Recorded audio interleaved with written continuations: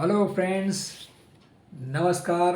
आज 15 जुलाई 2026 को एक बार फिर आपके सामने हूँ मैं, प्रोफेसर नृपेंद्र नारायण सिंह। और आज हम बातें करेंगे अमेरिका के 16वें और महान प्रेसिडेंट अब्राहम लिंकन के जीवन की अंतिम रात के बारे में। जी हाँ, जिस दिन इस महान देशभक्त और अमेरिका के एक फादर फिगर, ऐसे महान स्टेट्समैन, वो पॉलिटिशियन नहीं, वो स्टेट्समैन थे, राष्ट्र नेता थे। एक देश की को बचाने के लिए, एक देश की यूनिटी को बचाने के लिए उन्होंने, एकता को बचाने के लिए उन्होंने अपने प्राण दिए थे। ऐसे महान राष्ट्रपति को मात्र 56 साल की अवस्था में गोली से मार दिया गया, गोली मार दी गई। और वो शख्स जिसने गोली मारी वो खुद ही एक बहुत बड़ा अभिनेता था, जिसका नाम था जॉन विल्किस बूथ। यूँ तो 1863 में जब लड़ाई चल रही थी, अमेरिकन सिविल वार, उस समय साउथ के कुछ बहुत बड़े बड़े लोगों ने लिंकन की सफलता से जल करके, यूनियन आर्मी की सफलता से जल करके लिंकन के एसेसिनेशन की, लिंकन की हत्या की योजना बनाई, चंदा इकट्ठा किया। लेकिन वहाँ पॉलिटिकल मोटिव था, यानी कि कॉन्फेडरेट, यानी जो राज्य, जो दक्षिण के 11 राज्य थे, वो क्यों अलग होना चाहते थे उत्तर के राज्यों से? क्योंकि वो आज़ादी चाहते थे। वो चाहते थे कि हमारे पास अधिकार होना चाहिए यूनियन से अलग होने का, अमेरिका से अलग होने का। और उत्तरी राज्य जो थे वो चाहते थे कि अमेरिका बिखरे नहीं। तो उत्तरी राज्यों का साथ देते हुए लिंकन ने प्रेसिडेंट के रूप में दक्षिणी राज्यों के खिलाफ जंग किया। और जंग जीतना जब शुरू किया उत्तरी राज्यों ने, तो दक्षिणी राज्यों में ये योजना बनी, उनकी हत्या की। लेकिन जब 1865 में जनवरी के उस रात को, जिस दिन हत्या हुई, उस समय तक अमेरिका स्वाधीन हो चुका था और कुछ ही दिन हुए थे। और तभी स्वाधीन होने के बाद एक ऐसे एक्टर ने, एक ऐसे आदमी ने गोली मारी जिसका मोटिव जो है पैसा जो है पाना, इनाम पाना नहीं था, जिसका पॉलिटिकल मोटिव भी नहीं था कि दक्षिणी राज्यों को जिताने के लिए वो कोई पॉलिटिशियन नहीं था, उसका पॉलिटिकल मोटिव नहीं था, उसका कमर्शियल मोटिव नहीं था। उसका मोटिव था बहुत विचित्र। किसी भी हत्या के पीछे एक कारण होता है, एक मोटिव होता है, एक उद्देश्य होता है। जॉन विल्किस बूथ जो है वो फेमस होना चाहता था, वो प्रसिद्ध होना चाहता था। यूँ तो वो प्रसिद्ध था, वो एक बहुत बड़े अभिनेता का पुत्र था। उसके पिता जो हैं वो उस ज़माने में 19वीं सदी में जूनियस ब्रूटस बूथ्स जो थे, वो लगभग 30 सालों तक अमेरिका के स्टेज के बेताज बादशाह थे। और वो चाहते थे कि उनका लड़का जॉन विल्किस बूथ जो था लगभग 26 साल का था जब उसने लिंकन की हत्या की। तो उसने अपने बेटे के कान में बचपन से ही डाल रखा था कि वो जो है वो उसके बाद, यानी जूनियस बूथ्स के बाद, वो बहुत बड़ा, अमेरिका का सबसे बड़ा सुपरस्टार एक्टर बनेगा। लेकिन ऐसा हुआ नहीं, क्योंकि उसका बेटा लेजी था। वो टैलेंटेड तो था, लेकिन उसने मेहनत नहीं की और उसमें उतना टैलेंट भी नहीं था कि वो महानतम एक्टर बन सके। तो साउदर्न के स्टेट्स में जब वो नाटक करता था तो वो सेलिब्रेटेड था, किंतु उसको मान मिलता था। वो बहुत देखने में सुंदर था। इवन लिंकन के जो सेक्रेटरी थे वो कहा करते थे कि वो एडोनिस की तरह सुंदर है, वो बहुत ही सुंदर है, हैंडसम है, और उस पर लड़कियां मरती थीं। लेकिन न्यूयॉर्क में के क्रिटिक उसको कोई ख़ास बात तो नहीं देते थे। उसको एक दो बार जो है हूट आउट किया गया हॉल से।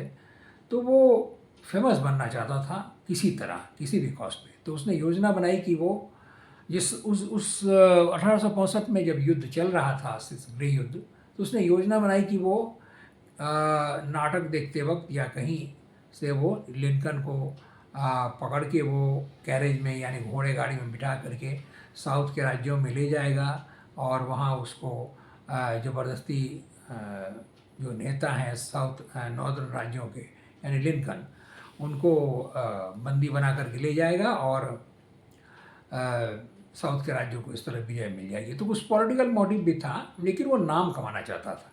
लेकिन हुआ यूँ कि लड़ाई बंद हो गई और साउथ के राज्य हार गए। लिंकन की पार्टी यानी यूनियनिस्ट पार्टी उत्तर के राज्य जीत गए।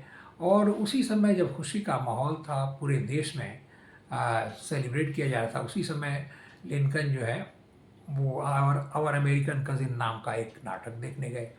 और बहुत ही घूस दे करके उसने एक सीट ऐसी बॉक्स जो इसमें बैठने वाले थे लिंकन, उसको ऑडियंस के पास रखा जाए। उसने घूस दे करके स्टेज के एक पर्सनालिटी को एक तैयार कर रखा था पूरा प्लान कि जहाँ से वो लिंकन की हत्या कर सके। उस रात वो थिएटर में घुसा और वो किसी तरह लिंकन के पास पहुँचने में सफल हो गया।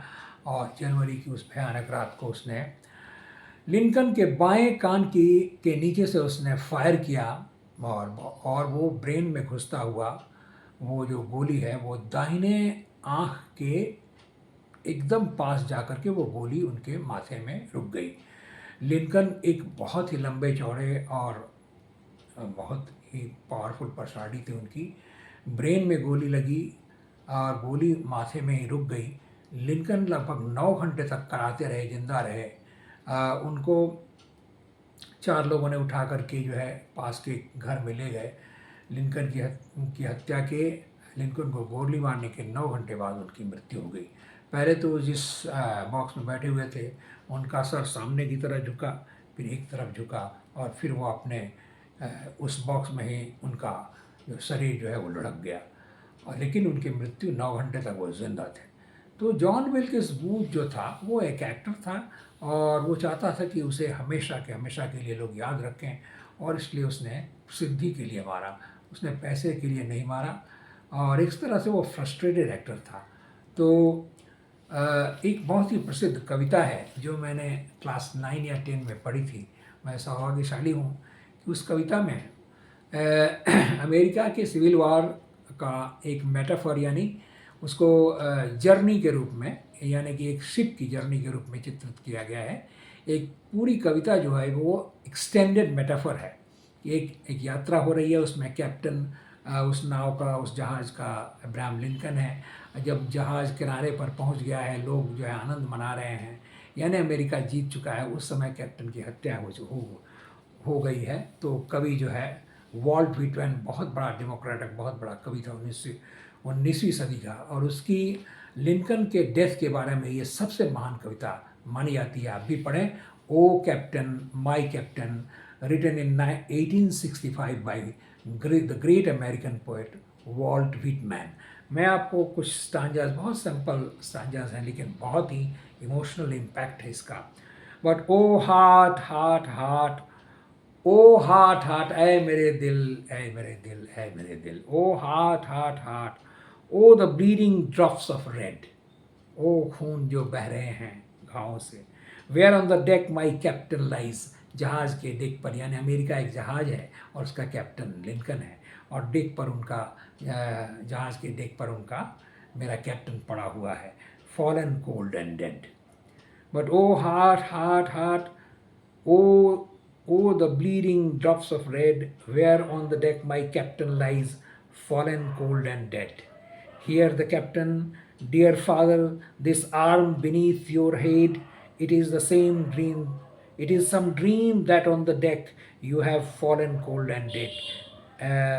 मेरा हाथ महसूस करें कैप्टन, आपके माथे के नीचे है। जब आपका खून बह रहा है आपके माथे से, मेरा हाथ आपके माथे के नीचे है। बड़ा इमोशनल इम्पैक्ट है। लेकिन आप कोल्ड, आपका शरीर पड़ गया है और आपकी मृत्यु हो चुकी है। 1865 में लिखी हुई लिंकन की मृत्यु के बारे में एक बहुत ही महान कविता है।